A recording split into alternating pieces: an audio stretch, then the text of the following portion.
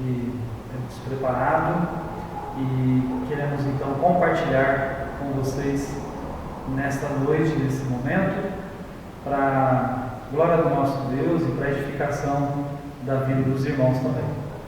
Quero convidá-los a abrirem as suas Bíblias no livro do profeta Daniel, capítulo 2.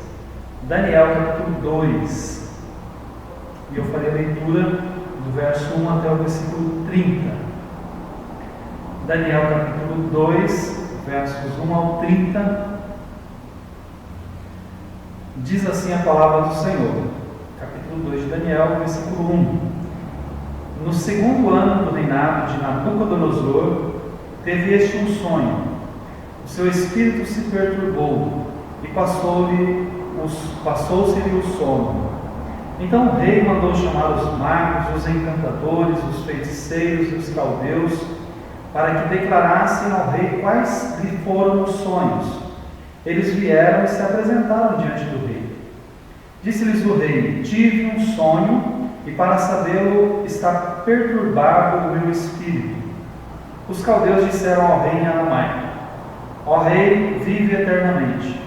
Dize o sonho a teus servos e daremos a interpretação. Respondeu-lhe o rei e disse aos caldeus: uma coisa é certa, se não me fizer saber o sonho e a sua interpretação, sereis despedaçados e as vossas casas serão feitas monturo. Mas se me declarares o sonho e a sua interpretação, recebereis de mim dádivas, prêmios e grandes honras. Portanto, declarai-me o sonho e a sua interpretação. Responderam segunda vez e disseram: diga ao rei o sonho a seus servos e lhe daremos a interpretação. Tornou o rei e disse: bem percebo que quereis ganhar tempo, porque vedes que o que eu disse está resolvido. Isto é, se não me fazeis saber o sonho, uma só sentença será a vossa, pois combinastes palavras mentirosas e perversas para as proferirdes na minha presença, até que se mude a situação. Portanto, dizei-me o sonho, e saberei que me podeis dar a interpretação. Responderam os caldeus na presença do rei e disseram: não há mortal sobre a terra que possa revelar o que o rei exige, pois jamais houve rei, por grande e poderoso que tivesse sido, que exigisse semelhante coisa de algum mago, encantador ou caldeu. A coisa que o rei exige é difícil, e ninguém há que a possa revelar diante do rei, senão os deuses, e estes não movem os homens. Então o rei muito se irou e enfureceu, e ordenou que matassem a todos os sábios da Babilônia. Saiu o decreto segundo o qual deviam ser mortos os sábios, e buscaram a Daniel e aos seus companheiros para que fossem mortos. Então Daniel falou, avisada e prudentemente, a Arioque, chefe da guarda do rei, que tinha saído para matar os sábios da Babilônia. E disse a Arioque, encarregado do rei: por que é tão severo o mandado do rei? Então Arioque explicou o caso a Daniel. Foi Daniel que orou com o rei e lhe pediu designasse o tempo, e ele revelaria ao rei a interpretação. Então Daniel foi para casa e fez saber o caso a Ananias, Misael e Azarias, seus companheiros, para que pedissem misericórdia ao Deus do céu sobre este mistério, a fim de que Daniel e seus companheiros não perecessem com o resto dos sábios da Babilônia. Então foi revelado o mistério a Daniel numa visão de noite. Daniel bendisse o Deus do céu. Disse Daniel: seja bendito o nome de Deus, de eternidade a eternidade, porque dele é a sabedoria e o poder. É ele quem muda o tempo e as estações, remove reis e estabelece reis. Ele dá sabedoria aos sábios e entendidos, e entendimento aos inteligentes. Ele revela o profundo e o escondido, conhece o que está em trevas, e com ele mora a luz. A ti, ó Deus de meus pais, eu te rendo graças e te louvo, porque me deste sabedoria e poder. E agora me fizeste saber o que te pedimos, porque nos fizeste saber este caso do rei. Por isso Daniel foi ter com Arioque, ao qual o rei tinha constituído para exterminar os sábios da Babilônia. Entrou e lhe disse: não mates os sábios da Babilônia. Introduze-me na presença do rei, e revelarei ao rei a interpretação. Então Arioque depressa introduziu Daniel na presença do rei e lhe disse: achei um dentre os filhos dos cativos de Judá, o qual revelará ao rei a interpretação. Respondeu o rei e disse a Daniel, cujo nome era Beltesazar: podes tu fazer-me saber o que vi no sonho e a sua interpretação? Respondeu Daniel na presença do rei e disse: o mistério que o rei exige, nem encantadores, nem magos, nem astrólogos o podem revelar ao rei. Mas há um Deus no céu, o qual revela os mistérios, pois fez saber ao rei Nabucodonosor o que há de ser nos últimos dias. O teu sonho e as visões da tua cabeça, quando estavas no teu leito, são estas. Estando tu, ó rei, no teu leito, surgiram-te pensamentos a respeito do que há de ser depois disso. Aquele, pois, que revela mistérios, te revelou o que há de ser. E a mim me foi revelado este mistério, não porque haja em mim mais sabedoria do que em todos os viventes, mas para que a interpretação se fizesse saber ao rei, e para que entendesses as cogitações da tua mente. Daniel, capítulo 2, versos de 1 até o 30.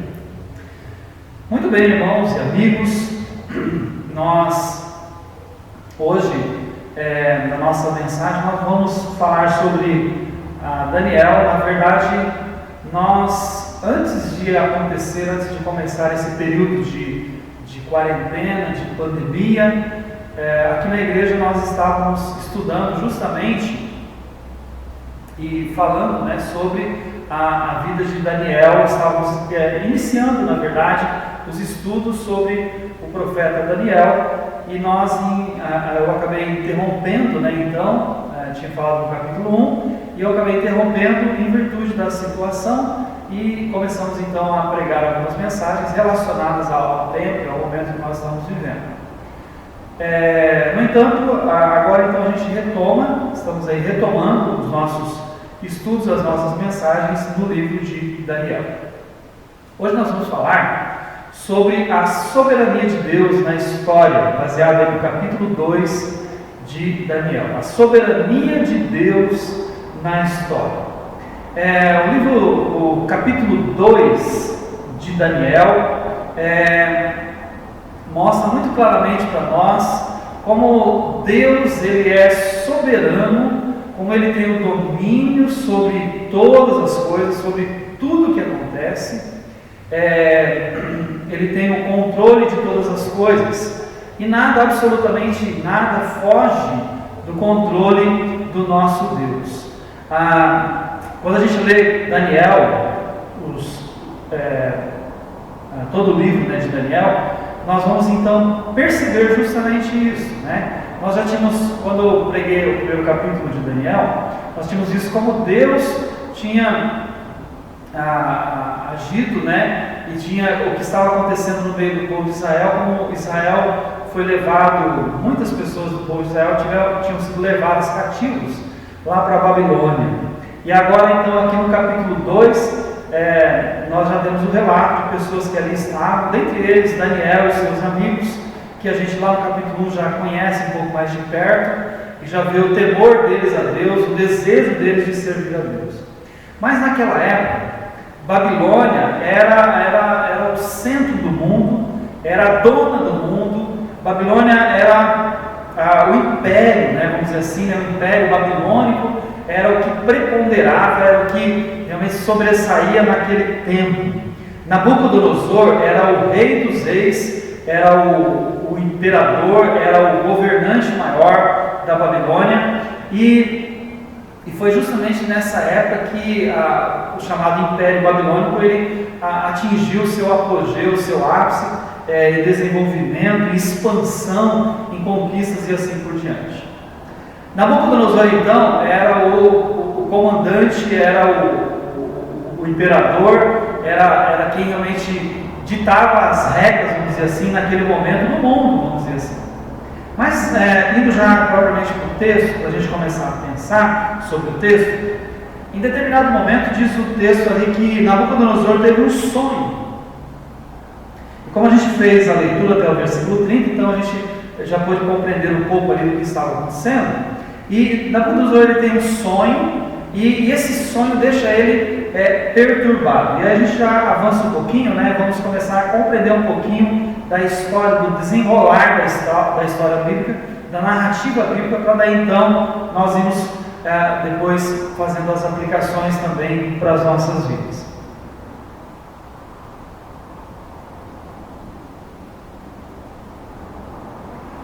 Nabucodonosor tem um sonho, e esse sonho tira a paz dele, deixa ele literalmente, conforme diz o versículo 1, deixou ele com seu espírito perturbado. O verbo ali perturbar quer dizer golpear, ou seja, ele ficou realmente numa situação que aquilo mexeu com todo o seu ser, toda a sua mente, a sua vida. Ele é como se ele levasse um golpe, né? Por isso que o sentido do verbo é esse, né? O rei então ele foi golpeado, e isso gerou nele um tanto de insegurança, de medo, de preocupação, e aí ele queria que alguém, é o que nós lemos ali no texto da narrativa bíblica, né?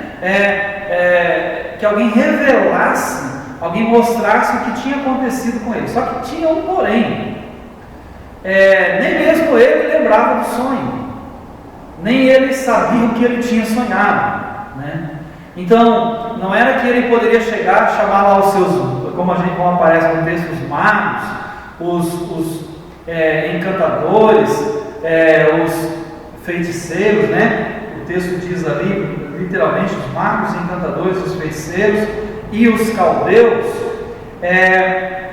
Ele poderia chegar para esse grupo e dizer assim: olha, eu tive um sonho, e o sonho foi este, contar o sonho, e pedir para eles então o que significava aquele sonho. Ele não podia fazer isso porque nem ele lembrava. Então ele fica tão perturbado, porque aquilo ficou incomodando a vida dele, e tirou a paz dele, e ele então queria que alguém a começar falasse o que ele tinha sonhado. E a partir daí, então, trouxesse o que aquilo de fato significava. Lembra que nesse período, os sonhos, as visões e coisas assim semelhantes eram muito comuns. E não somente com os profetas, mas em ocasiões como essa, por exemplo, aqui com Nabucodonosor, que era uma pessoa que ainda nem conhecia o Senhor, nem conhecia Deus, mas que de alguma forma Deus mostra para ele, ainda que ele não entenda e nem lembre, né, aquilo que iria acontecer, como a gente vai ver mais adiante, acontecer no decorrer da história. Então Nabucodonosor, ele fica apavorado, perturbado, manda chamar os magos. Os magos naquela época, quem eram os magos, né, só para a gente ter uma ideia um pouco melhor, né? Os magos eram os que tinham os conhecimentos dos mistérios sagrados, das coisas ocultas, eram chamados de magos.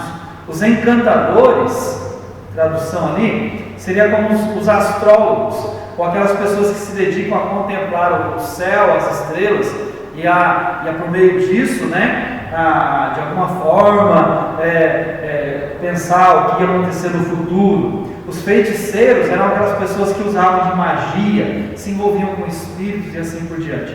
E os caldeus eram uma casta sacerdotal de homens sábios, ou seja, eram os conselheiros sábios ali do reino de Nabucodonosor.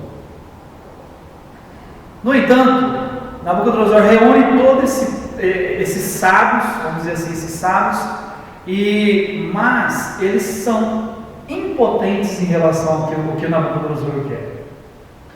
Eles não conseguem, eles até chegam a dizer no versículo 11, somente recapitulando, eles dizem assim: a coisa que o rei exige é difícil, ninguém há que a possa revelar diante do rei, senão os deuses, e estes não moram com os homens. Quer dizer, eles chegaram a um ponto que eles viram que ninguém, e achavam, né, que ninguém poderia entender e saber o que era aquele sonho, o que significava e assim por diante.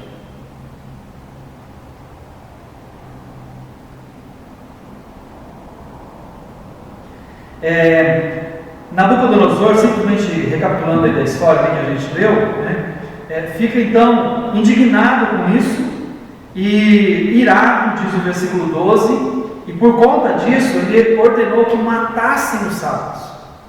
Ele fica tão revoltado com essa situação, ele se acha meio que traído por eles, né, meio que enganado por eles, e ele manda então, baixa um decreto que todos os sábios, todos aqueles encantadores, os magos, os caldeus, pessoas sábias, todos fossem mortos. E essa notícia, para a gente adiantar um pouquinho, né, a história, essa notícia chega lá em Daniel, que por sua vez, ele e os seus amigos Sadraque, Mesaque e Abednego, né, ou Ananias, Azarias e Misael, eles, quando Daniel fica ciente da situação, sabendo da situação, diz o versículo 17, que Daniel foi para casa, fez saber o caso a Ananias, Misael e Azarias com seus companheiros, né? Então, quando Daniel fica sabendo da situação, nós vamos ver mais adiante como que ele age e qual a sua atitude. Mas o fato é que, inicialmente, a gente já percebe que não havia no reino, entre todos aqueles que o rei considerava os mais sábios, ninguém que pudesse solucionar aquilo, até que Daniel fica sabendo e ele vai então tomar uma atitude. Mas inicialmente a gente já percebe uma coisa aqui bem interessante, irmãos. Primeiro, você percebe a prepotência de Nabucodonosor, você percebe a arrogância desse homem, a ponto de as atitudes dele vão revelando isso. Ele se acha, por exemplo, no direito de que se alguém não consegue interpretar o que nem ele sabe o que ele sonhou, de dizer que vai matar todos, mandar matar todo mundo. Então ele é de um extremo ao outro muito rapidamente, e de pessoas que estavam próximas dele, agora ele manda matar. Pessoas consideradas sábias, conselheiros, ele manda matar, né? Isso por quê? Porque ele está perturbado. Isso mostra e também prova que poder, riqueza e a fama, elas não dão segurança e não satisfazem ninguém. E fica bem evidente isso aqui nesse momento na vida de Nabucodonosor. Como já mencionei para os irmãos, o que acontece? Daniel, ele então fica ciente da situação. Diz o versículo 16 que ele foi ter com o rei e lhe pediu que designasse o tempo, ele revelaria ao rei a interpretação. Ou seja, Daniel, ciente da situação, ele toma a iniciativa, vai até a presença de Nabucodonosor, do rei, e lá na presença desse rei, ele diz então que ele precisava de um tempo, mas que ele lhe daria a interpretação. E aí a gente já começa a perceber e conhecer um pouco mais de perto quem era Daniel, os seus amigos. A gente já tinha visto um pouco o capítulo 1, né? Mas aqui você vai percebendo como que ele era, né? Daniel então vai ao rei, pede um tempo. Primeiro você já nota que ele, percebendo a situação, a gravidade, ele tem a iniciativa, ele não enrola, ele não foge, mas ele vai lá, ele tenta de alguma forma ajudar nessa situação. O que mais que ele faz? Depois disso ele vai para a sua casa, ele chama os seus amigos, e sabe o que ele faz, irmãos? Ele chama Ananias, Misael e Azarias, seus companheiros, versículo 18, para que pedissem misericórdia ao Deus do céu sobre esse mistério, a fim de que Daniel e seus companheiros não perecessem com o resto dos sábios da Babilônia. Ele reúne os seus amigos e diz assim, e pede para que eles orem, pede oração. Então você percebe que Daniel é alguém preocupado com o seu povo, a gente já tinha visto, com o seu povo de Israel, mas preocupado também com os seus amigos, com as suas vidas. E diante dessa situação, ele sabe que Deus pode intervir, que Deus é o Senhor de todas as coisas. E ele então pede oração. E aqui você já percebe que nós já tínhamos também observado no capítulo 1 de Daniel, que Daniel era um homem de oração. Ele cria mesmo no Senhor, ele orava, ele buscava a presença de Deus. Era seu hábito 3 vezes ao dia fazer isso. Mas nesse momento tão importante, de certa forma até a vida dele estava ameaçada, dos seus amigos. E ele diz então, vamos orar por isso. E eles clamam a Deus. Eles buscam a presença de Deus. É como se ele fizesse um grupo de oração, vamos dizer assim, né? Um grupo de 4, né? E eles orassem, eles clamassem a Deus. Buscassem a face do Senhor, pedindo a misericórdia. Nota que o texto diz isso. Ele fala para os amigos orarem e clamarem a misericórdia de Deus naquela situação. O versículo 18, né, que a gente leu, diz isso. Ele ora ao Deus do céu pedindo a misericórdia de Deus. E Deus realmente é misericordioso. Deus é gracioso, irmãos, com as nossas vidas. O nosso Deus que é soberano, que está acima de todas as coisas, acima do sol, da lua, das coisas, porque Ele criou todas as coisas, tem o domínio sobre todas as coisas, tem o controle sobre todas as coisas, do tempo, da história, daquilo que acontece no tempo. Então, enquanto, por exemplo, os caldeus, os babilônios, adoravam as estrelas, os astros, tinham lá os encantadores, os feiticeiros, Daniel não faz isso. Ele não se envolve com essas coisas, que eles sabem que na verdade é idolatria, adoração a falsos deuses. Mas ele vai clamar ao Deus dos céus, ao Deus verdadeiro, ao Deus que responde à oração, que é vivo, o Altíssimo Deus.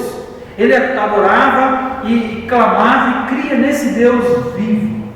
E aqui ele revela a sua fé. Ele chega diante de Deus e clama a misericórdia de Deus. E irmãos, como Deus é bom, misericordioso. Daniel estava vivendo um momento difícil. Assim como no livro de Daniel a gente encontra muitas situações delicadas, situações críticas que eles passam, tanto Daniel como seus amigos. Seja Daniel na cova dos leões, seja os amigos lá na fornalha, mas eles conhecem a Deus, eles sabem que tem um Deus que não está ausente, mas um Deus presente que intervém, um Deus que age em todas as coisas. E Daniel clama então a misericórdia de Deus.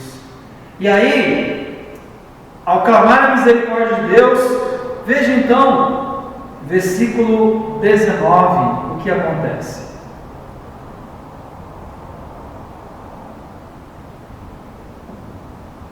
Versículo 19: Então foi revelado o mistério a Daniel numa visão de noite.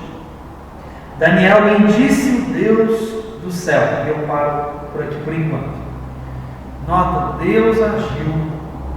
O Senhor Deus do céu e da terra, o nosso Deus, Criador de todas as coisas, sustentador, que conhece as nossas vidas, Ele responde à oração.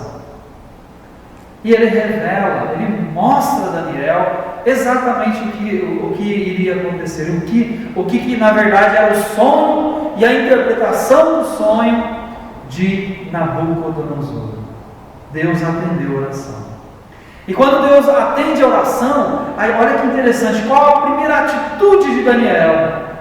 Quando Deus mostra para ele, imagina, né, Daniel e seus amigos também, orando, intercedendo por isso, clamando a Deus, e de repente Deus mostra responde, né, e mostra aquilo que ele queria. Quando Deus mostra e revela aquilo que ele queria, veja como que vai ser a atitude de Daniel. Diz o versículo 20, disse Daniel. E daqui em diante, irmãos, é muito bonito, né? Porque Daniel vai expressar a sua gratidão a Deus. A sua gratidão a Deus. E ele começa dizendo: seja bendito o nome de Deus, de eternidade a eternidade, porque dele é a sabedoria e o poder. Mais ainda, ele diz assim: é ele quem muda o tempo e as estações, remove reis, estabelece reis, ele dá sabedoria aos sábios e entendimento aos inteligentes. Ele revela o profundo e o escondido, conhece o que está em trevas e com ele mora a luz. A ti, ó Deus de meus pais, eu te rendo graças e te louvo, porque me deste sabedoria e poder, e agora fizeste saber o que te pedimos, porque nos fizeste saber este caso do rei. Daniel expressa a sua gratidão a Deus, o seu louvor a Deus, reconhecendo que todo o poder, toda a sabedoria vem de Deus. É interessante porque Nabucodonosor, o rei, o imperador, o governante maior da Babilônia, ele tinha poder, o poder de governar, mas ele não tinha sabedoria alguma. E são duas coisas diferentes: poder e sabedoria. Poder e sabedoria. Nabucodonosor tinha poder, mas não tinha sabedoria. Alguém já disse assim que sabedoria. Então a pergunta é: o que é sabedoria? Né? Sabedoria é a capacidade de tomar a decisão certa, e poder é a capacidade de torná-la efetiva. Sabedoria, então, é a capacidade de tomar decisões certas. Isso é sabedoria. Poder é o fato de você ter a capacidade e as condições para isso. Então você tem o poder. Mas tem pessoas que têm poder nas mãos, mas não têm sabedoria alguma, porque eles não sabem tomar decisões, e quando tomam decisões fazem coisas muito erradas. Tem poder, mas não tem sabedoria. Deus não. Deus tem todo o poder e é sábio. E deu a Daniel sabedoria e poder, porque na verdade agora ele tinha condições de tomar decisões e ajudar a intervir naquele momento. Daniel então bendiz ao Senhor, porque Deus tem todo o poder, toda a sabedoria nas mãos. Daniel bendiz a Deus porque Ele é o Senhor do tempo, é Ele que providencia todas as coisas. O texto diz assim que é Ele quem muda o tempo e as estações, mostrando que Ele controla todas as coisas. É Ele que dá o sol, a chuva e assim por diante. Daniel bendiz a Deus porque Ele é o Senhor da história.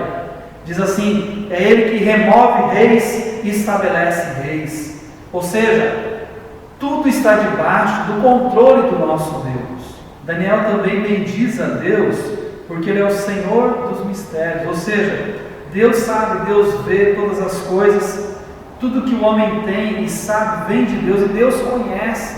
Ele, diz o texto, Ele revela o profundo e o escondido, conhece o que está em trevas, e com Ele mora a luz.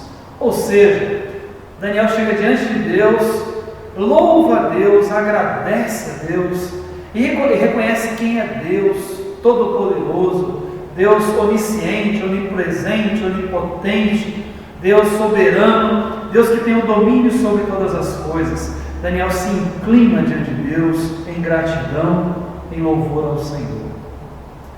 Mas Daniel, a partir do versículo 25, diz o versículo 25: então Arioque depressa introduziu Daniel na presença do rei e disse: achei um dentre os filhos dos cativos de Judá, o qual revelará ao rei a interpretação. Agora que Daniel tem a informação, que ele já sabe, o sonho e o que significa aquele sonho, a interpretação daquele sonho, então ele é conduzido à presença do rei novamente, e Daniel se apresenta diante do rei, e ali então ele vai dar a interpretação, vai falar qual é o sonho e vai falar qual é a interpretação. Mas eu quero destacar antes disso a atitude de Daniel. E a atitude de Daniel revela muitas coisas, irmãos.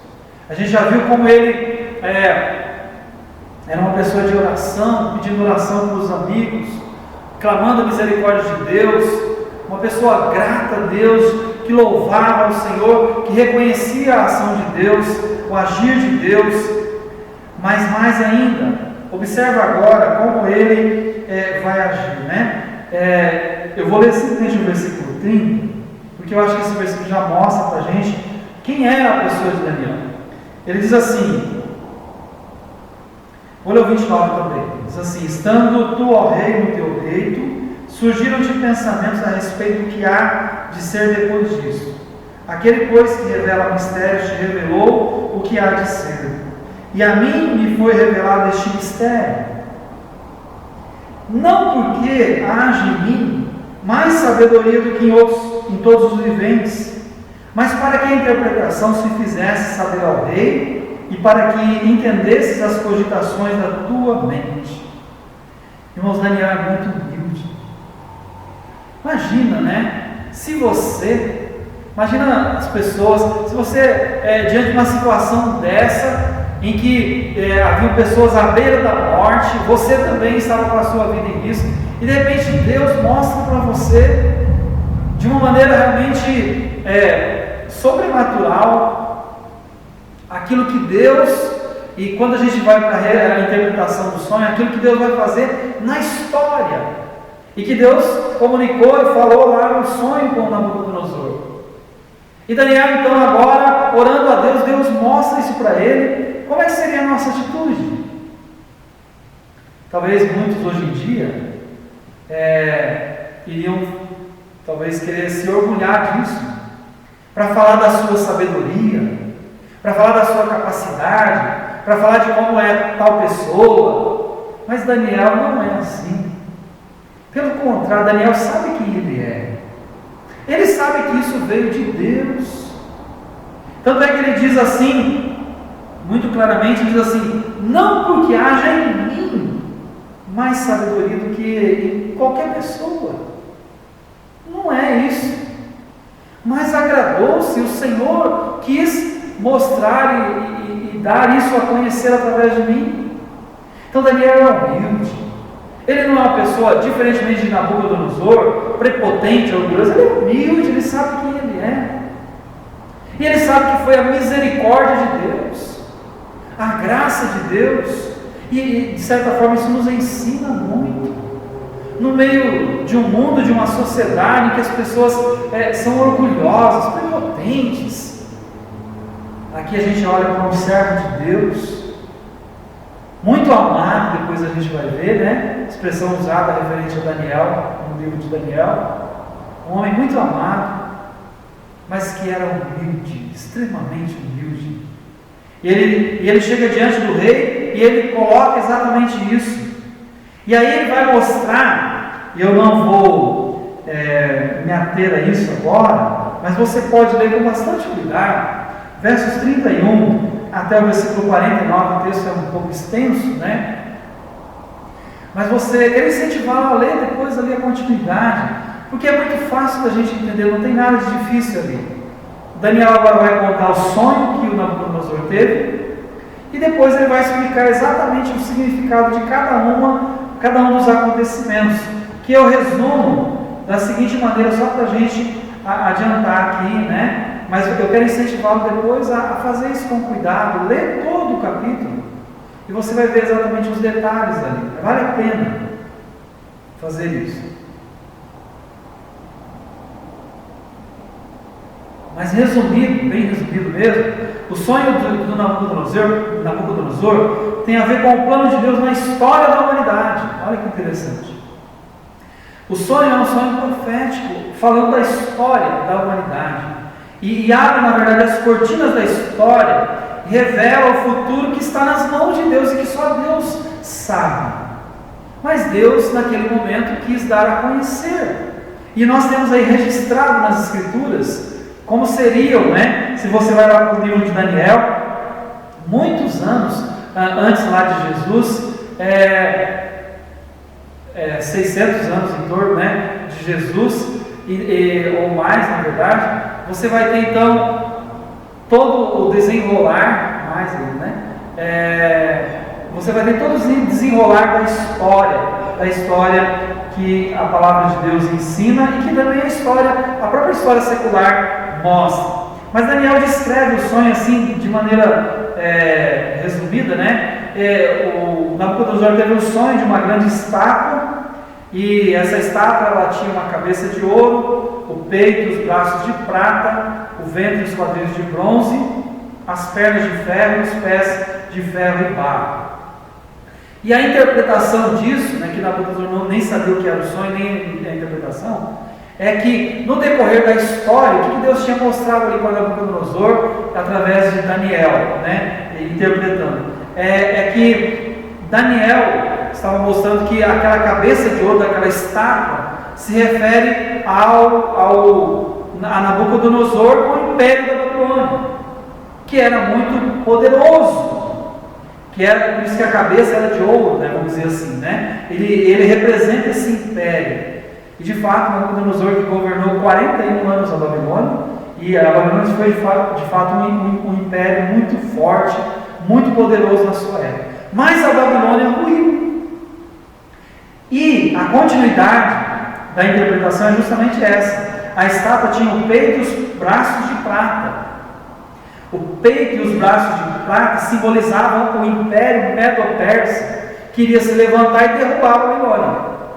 Então, na verdade, o que Deus estava mostrando é o que ia acontecer no decorrer da história.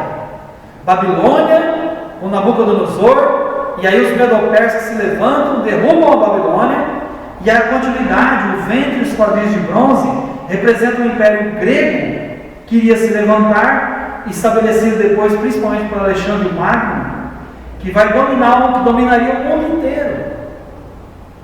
E, posteriormente, as pernas de ferro e os pés de ferro e barro se refere ao Império Romano, que você pode depois, com cuidado, ver cada um mais desses detalhes. Em outras palavras, Deus estava mostrando a continuidade da história, o que viria pela frente. Império Babilônico, que estava acontecendo, os Medo-Persas, os gregos e os romanos, e estava ali sendo revelado naquele momento. Mas o sonho ainda tinha mais um detalhe, né? O sonho tinha um detalhe de uma pedra, versículo 34, diz assim: quando estavas olhando, uma pedra foi cortada sem auxílio de mãos, feriu a estátua dos pés de ferro de barro e os esmiuçou. Então, aí de repente vem uma pedra, e essa pedra esmiuça essa estátua, né? Aí a pergunta é qual o significado dessa pedra. Veja, a gente não vai entrar nos detalhes de escatologia, né, doutrina das últimas coisas aqui agora, mas a gente pode dizer assim que essa pedra já apontava para Cristo. A pedra era Cristo, né? A pedra era Cristo, mostrando que é o reino de Cristo, o reino de Cristo, que na verdade vem e preenche toda a terra.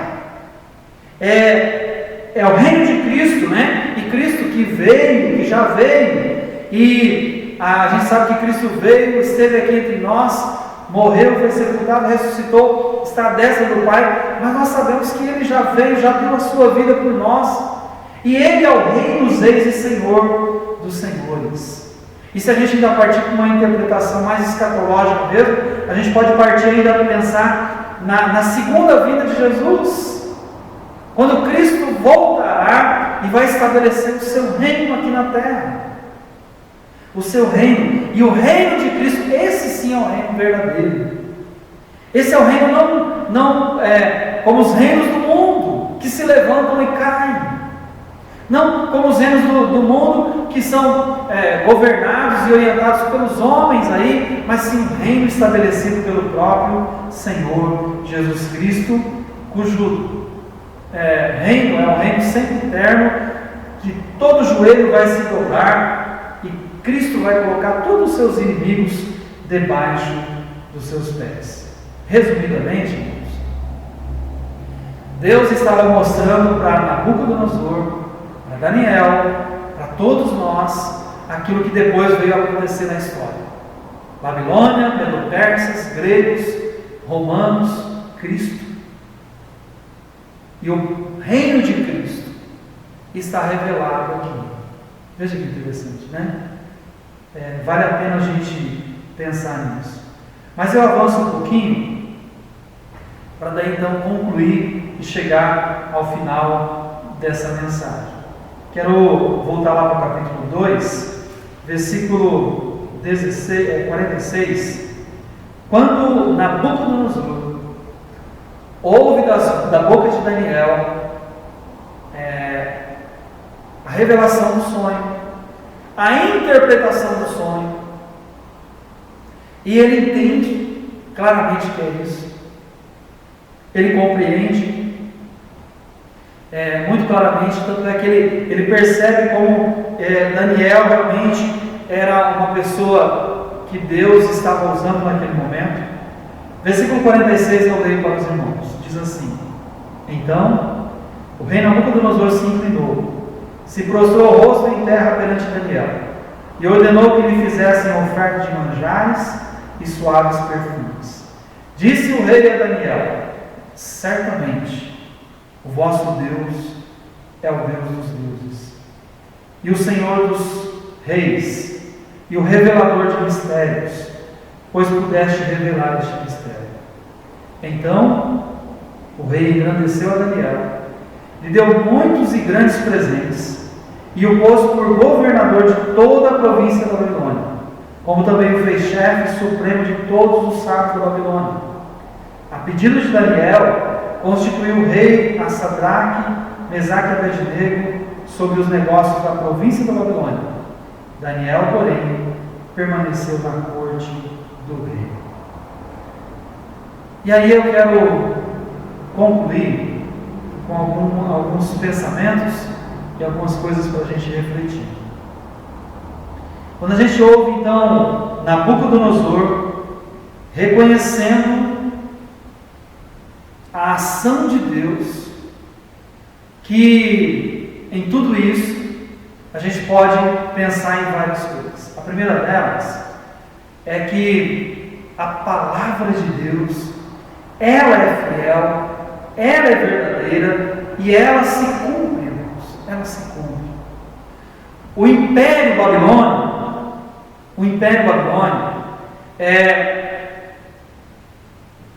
como naquilo que Daniel interpretou e mostrou, ele de fato, com os anos, ele chegou ao seu auge, mas ele caiu. E outro reino foi estabelecido. Sabe qual? O Medo-Persa. E depois vieram os gregos. E depois vieram os romanos. Exatamente como a profecia dizia. E veio Cristo. E nós cremos que Cristo veio e deu a sua vida por nós lá na cruz do Calvário, e que Ele também foi ao céu, mas Ele voltará, e prometeu que Ele voltará. Então o que eu quero dizer para os irmãos é que Deus é fiel e Deus, Ele cumpre a sua palavra. Ele cumpre a sua palavra. A palavra de Deus é infalível, ela não falha em momento nenhum.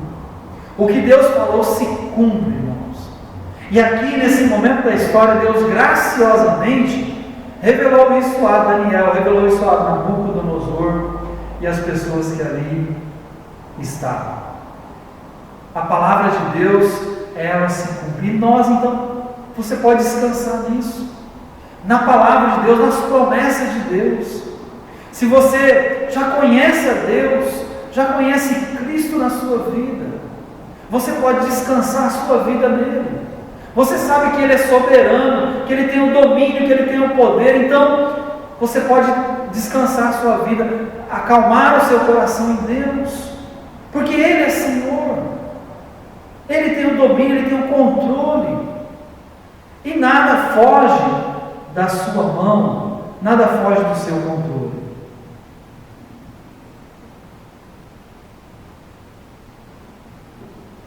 Em segundo lugar, nós podemos aprender aqui nesse texto, podemos refletir e ver como a história toda está nas mãos de Deus. Ou seja, Deus não simplesmente mostra o futuro aqui, mas Ele tem o controle do futuro, irmãos. Então nós estamos aí nesse período de pandemia, e sabe que a pandemia não pegou Deus de surpresa não, sabia disso? Não pegou não. Deus não foi surpreendido, pegou, veio a pandemia, né? O que eu vou fazer, né? Não, Deus tem o controle. Deus, claro, já sabia, irmãos. Isso só acontece com o consentimento de Deus. Ninguém pode frustrar os desígnios de Deus. A Bíblia diz que o seu plano é um plano eterno. Ele está com as rédeas da mão na história, com as rédeas da história, né, nas suas mãos. E Ele então é quem tem o controle. E o mais interessante da gente olhar para a profecia naquele momento é que você pode olhar para o futuro. Isso sim é certo. Isso sim é certo. E olhar para o futuro e saber que Cristo reinará. Cristo já reina em nossos corações, no coração de todo aquele que crê, já é Senhor da sua vida, mas um dia Ele reinará, literalmente, aqui nesse mundo, irmãos. Então deixa eu dizer para você que a pandemia, o vírus aí, não é o fim da história, não. Eu posso afirmar isso para ti com toda a garantia. Sabe por quê? Porque a Bíblia ainda fala da volta de Jesus, fala de tribulação, e fala do reino de Cristo aqui nesse mundo. Então o vírus não é o fim da história, pode ficar tranquilo. Se você crê em Deus, se você crê na Bíblia, pode ficar tranquilo quanto a isso. A gente não sabe quanto tempo vai passar, quanto tempo vai durar, quanto vai demorar para passar isso, o que vai acontecer lá na frente, mas você pode descansar o seu coração em Deus, sua vida, de que tudo isso está debaixo do controle das mãos de Deus. E que não estamos no fim, não. Não estamos no fim. Tem muita coisa aí pela frente. E é Deus quem está no controle de tudo isso. Mas ainda, para a gente avançar para o final,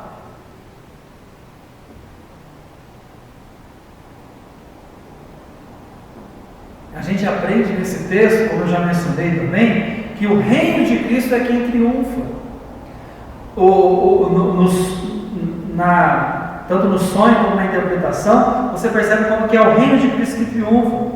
Ou seja, o Nabucodonosor sobe ao poder, mas ele cai.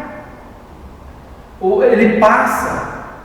Outros reinos se levantaram, caíram também. Ou seja, os poderosos eles vêm, os reis, mas eles não têm domínio, irmãos. E eles caem também. Eles são tirados de lá também, e assim por diante. Impérios já caíram, muitos impérios, mas o reino de Cristo é quem triunfa. Esse é o reino sempre eterno. Esse reinará para sempre, pelos séculos dos séculos. E por isso então, você pode descansar nesse sentido, porque nós servimos a Cristo, irmãos. Nós não servimos a um rei, a um governante, a um Nabucodonosor, a quem quer que seja. Nós servimos a Cristo, um Cristo vivo. A nossa esperança está em Cristo, não no homem. Deus pode até levantar, estabelecer pessoas que vão ser bons governantes, outros que são, na verdade, aí são péssimos governantes, assim por diante. E assim é a história da humanidade. Mas a sua confiança não pode estar em pessoas assim, irmãos. A sua confiança, a minha confiança, a nossa confiança está em Cristo. Esse sim é o reino dele que prevalece. Os demais reinos caem. E assim por diante.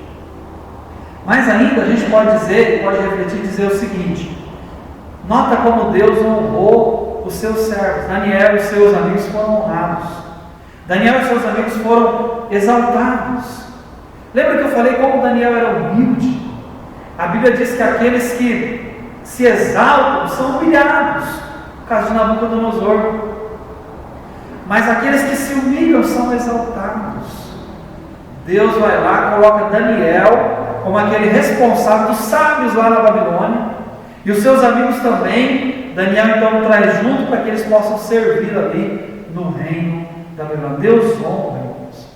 Deus honra aquelas pessoas humildes, e Deus usa pessoas assim para o seu louvor e para a sua glória. E por último, para finalizarmos, a gente pode dizer assim que conhecer a verdade de Deus não basta. É preciso ser transformado pela verdade. Há muitas pessoas que ouvem da verdade, ouvem da palavra, mas nunca foram transformados pela palavra. Há muitas pessoas que ouvem de Cristo, muitas pessoas que conhecem da Bíblia, mas não conhecem a Cristo nas suas vidas. Nunca tiveram um encontro pessoal com Cristo mesmo. Nunca foram salvos. Então, Nabucodonosor, aqui Deus já estava trabalhando na vida dele. Se você continuar lendo Daniel, como a gente vai continuar pregando sobre ele, né? Você vai ver como Deus foi quebrantando esse homem que era orgulhoso, prepotente, mas vai chegar um ponto que Nabucodonosor ele vai exaltar Deus. Então Deus quebranta a vida dele, até o ponto que ele se rende e ele se coloca diante de Deus e passa a glorificar a Deus. Se você ler o capítulo 3 e o capítulo 4, você vai ver isso. Mas Daniel, aqui ele já está percebendo, está vendo quem é o Senhor. Quem é o Senhor? O Deus de Daniel, o Deus dos amigos de Daniel, o Deus do céu e da terra, o Deus que está acima de todos os deuses, que ele mesmo diz. Mas vai chegar um ponto na vida de Nabucodonosor que ele vai conhecer Deus. E isso é algo importante. Não basta simplesmente ouvir de Deus, não basta ter uma Bíblia, não basta ouvir quem é o Senhor, quem é Jesus, mas você precisa conhecer Deus pessoalmente. Precisa, se você já não é salvo, se você não tem Cristo, não tem medo da morte, se você não tem certeza da vida eterna, você precisa se dobrar diante do Senhor, se arrepender dos seus pecados, crer em Cristo como Salvador, conhecê-lo verdadeiramente, pessoalmente, entregar a sua vida, o seu coração ao Senhor Jesus Cristo. Se você já é salvo, então caminhe com Cristo, dia após dia, confia na graça dele, na misericórdia, na sabedoria, no poder do Senhor, nesse Deus que é soberano, que guia e controla todas as coisas. E como é bom para as nossas vidas, quando assim nós o sabemos e quando assim vivemos para a honra e glória do nosso Deus. Deus o abençoe, Deus nos abençoe, e que a gente possa, ouvindo o relato, essa história, relembrando a história de Daniel e esse momento ali que ele esteve junto ao rei, que a gente possa aprender e aplicar essas lições nas nossas vidas. Vamos orar? Nós te damos graças ao Senhor, nosso Deus, Deus grande e temível, Deus todo-poderoso, Criador dos céus e da terra, Deus altíssimo, Rei dos reis, Senhor dos senhores. Louvamos e engrandecemos o teu santo e excelso nome. A ti, Senhor, pertence todo o louvor, toda a honra, o poder e a glória pertencem a ti. E nós te adoramos, te exaltamos. Nós rendemos graças porque o Senhor é bom, porque o Senhor é fiel, porque o Senhor é gracioso para com as nossas vidas. Obrigado, Senhor, por podermos ler textos na tua palavra, como esse de Daniel. História que eu sei que muitos dos irmãos, muitos de nós conhecemos muito bem.